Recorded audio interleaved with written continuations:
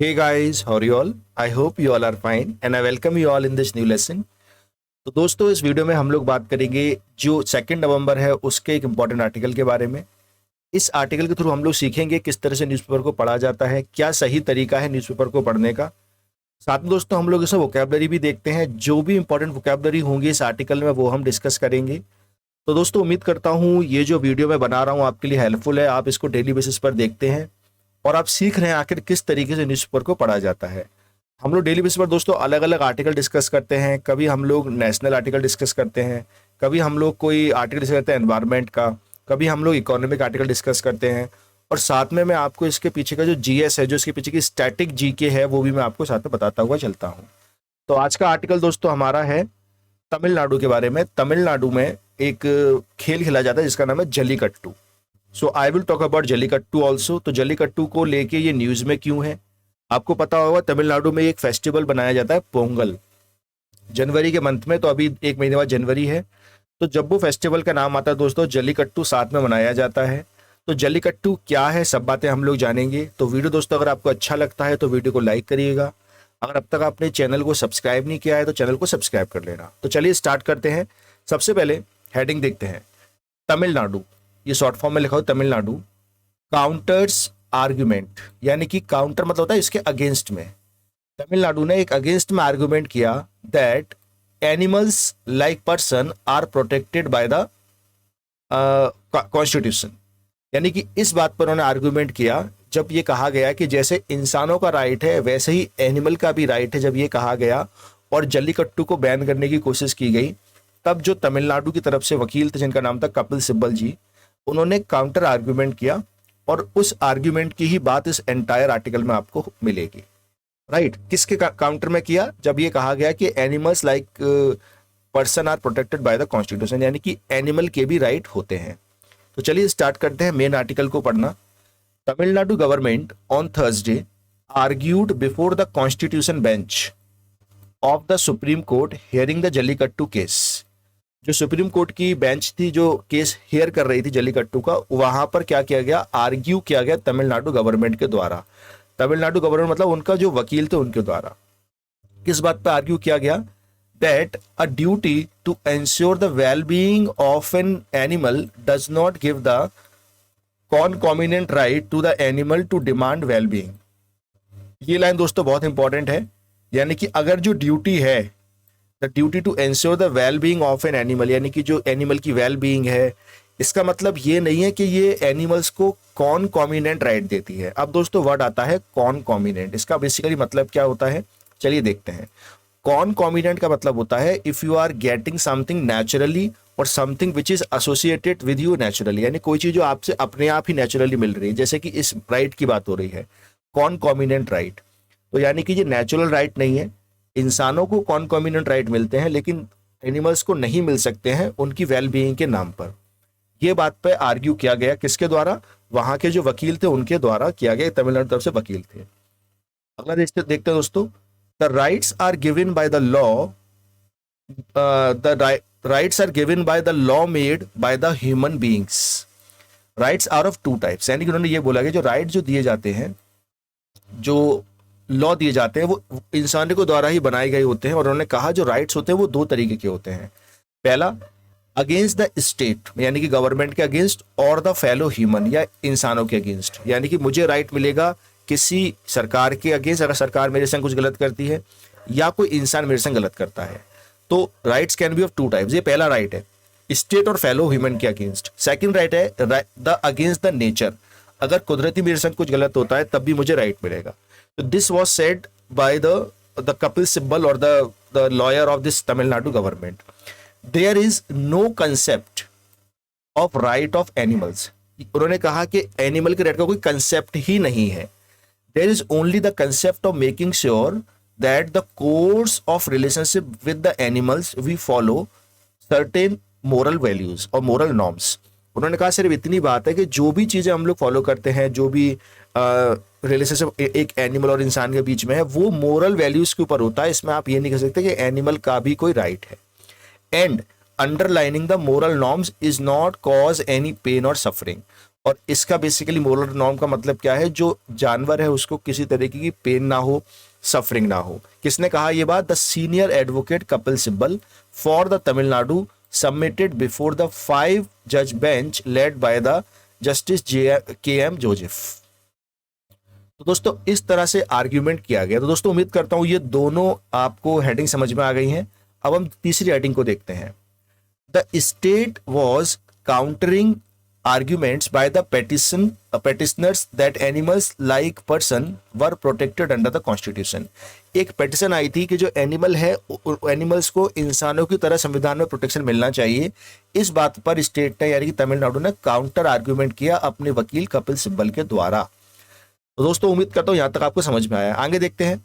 Jallikattu caused unnecessary pain and suffering to the bulls. अब जल्लीकट्टू क्या करता है? कॉज करता है, यानी कि लेके आता है, उन्हें प्रॉब्लम देता है, अननेसेसरी, अनचाही और बिना मतलब की pen and suffering.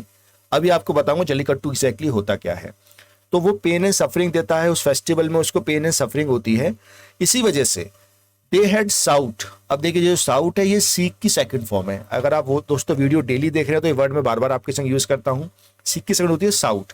So that's why they had sought the striking down of the Tamil Nadu's law. जो तमिलनाडु ने लॉ बनाया था उसको स्ट्राइक डाउन कर दिया जाए। अब ये जो स्ट्राइक डाउन है दोस्तों ये एक फ्रेजल वर्ब होती है। इसका मतलब होता है टू अबॉलिश अ लॉ और अ रेगुलेशन। तो ये डिमांड आई थी कि इस लॉ को, रेगुलेशन को स्ट्राइक डाउन कर दिया जाए। Which had revived jallikattu after the supreme court ban on the bull taming sport. जिसने रिवाइव कर दिया। अब रिवाइव का मतलब क्या होता है? रिवाइव मतलब होता है टू बिगिन टू डू और यूज समथिंग अगेन। पहले तो कोर्ट ने बैन कर दिया था, सुप्रीम कोर्ट ने 2014 में, लेकिन इसको दोबारा से रिवाइव कर दिया गया। तो उसको फिर से बैन करने की, उसको स्ट्राइक डाउन करने की बात की जा रही थी। यही केस था बेसिकली, यही पिटीशन फाइल की गई थी। मिस्टर सिब्बल यानी Kapil Sibal said the prevention of cruelty act provides against the infliction of unnecessary pain and suffering on the animal. अब यहां पर आता है, उन्होंने कहा जो लॉ है प्रिवेंशन ऑफ एनिमल क्रुएलिटी, ये अगेंस्ट द इन्फ्लिक्शन। अब ये इन्फ्लिक्शन वर्ड का मतलब क्या होता है? The act of deliberately making somebody suffer. देखिए डेलिबरेटली होता है जानबूझकर। अगर किसी को जानबूझ के आप प्रताड़ना दे रहे हो, सफर करा रहे हो, कोई प्रॉब्लम क्रिएट कर रहे हो, मार रहे हो जानबूझकर, तो इसे बोलते हैं हम लोग इन्फ्लिक्शन। अब पढ़ते हैं इसको।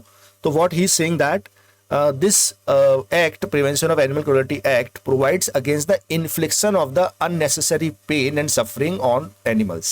तो इस infliction के against वो protection provide करता है। He said two kinds of animals were considered in the act। इस एक्ट में दो तरह के एनिमल होते हैं।